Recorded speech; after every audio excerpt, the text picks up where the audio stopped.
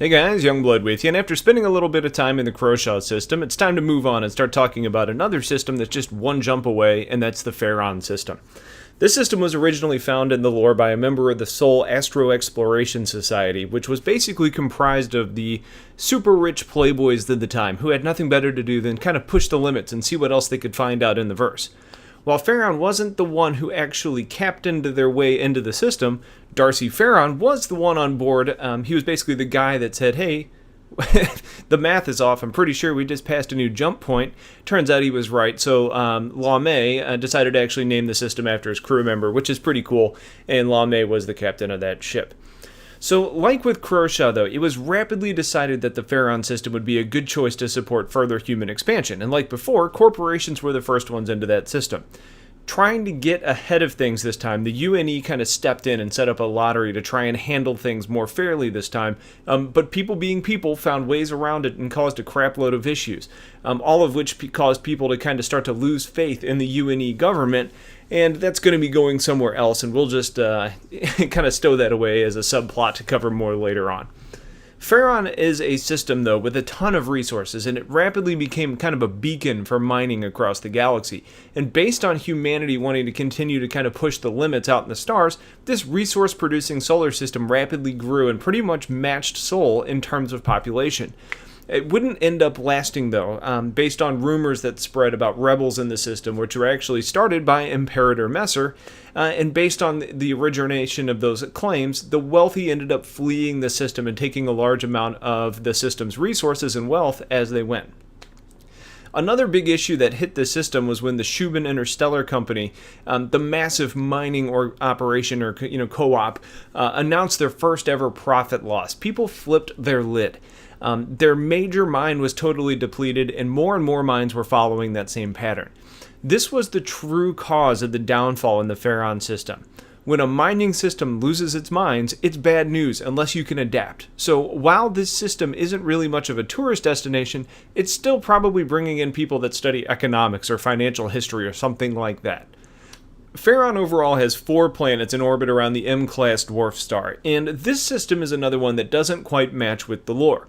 The lore goes on to state that the first planet is Ferron 1, being a dwarf planet that is a terrible place with no resources, no way to support life, and the only benefit being some weird science that happens in the atmosphere. Pretty far from the description that we get on the star map on the planet closest to the star. For the record, I believe that the lore, as that normally serves as a sort of a design document, is what we should believe, while the star map is probably more of a work in progress. Ferron 2 is another coreless world, which makes it a poor choice for terraforming, and with little to no resources worth mining, the rapidly developing system basically looked at this planet as a huge waste.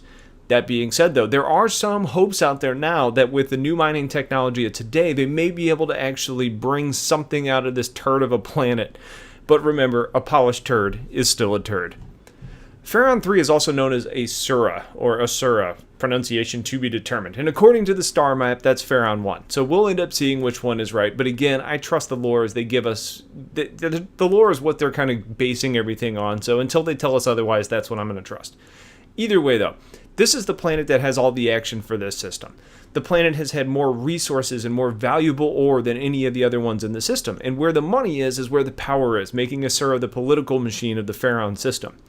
Do you remember that episode of Chappelle's Show? I think it was the one with the Wu-Tang Clan talking about how you needed to diversify your bonds. Well, diversification didn't happen in this sector because no one ever asked the question they didn't want to know the answer to. What would happen if the mines dried up?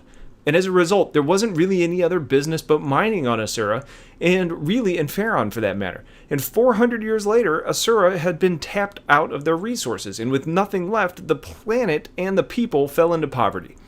The capital city of Tram was a booming metropolis and was the obvious, it kind of had the real big focus on mining, supporting mining, and more mining stuff. That's what Tram was all about. Now Tram is poor, the skies are polluted, and the water is polluted too, making it a really rare resource and commodity and something that causes fighting amongst different groups. It's best to stay within the city limits when you're in Asura, because it's even worse in the wastelands. But even so, within the city limits, criminal activity is still like the best paying alternative when there's no legitimate business.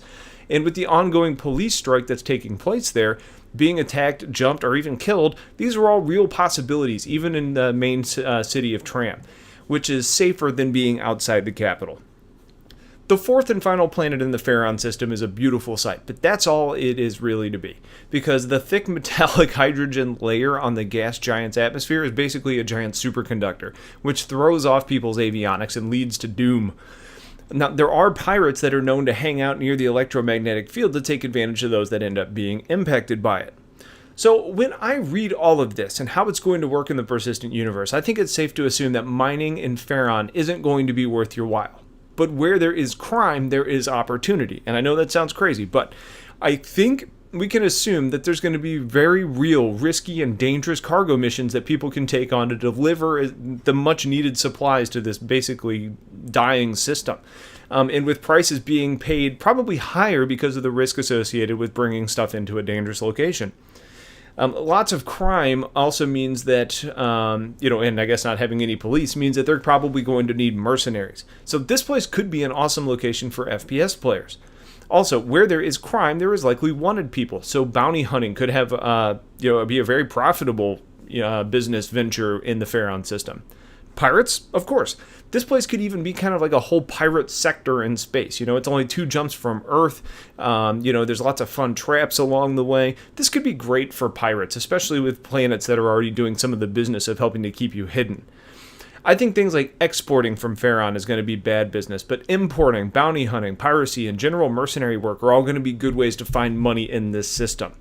Being this close to Sol, I wouldn't expect much exploration or super discoveries either, but who really knows? Finally, there's 3 jump points leading to Crosha, Idris, and Davian.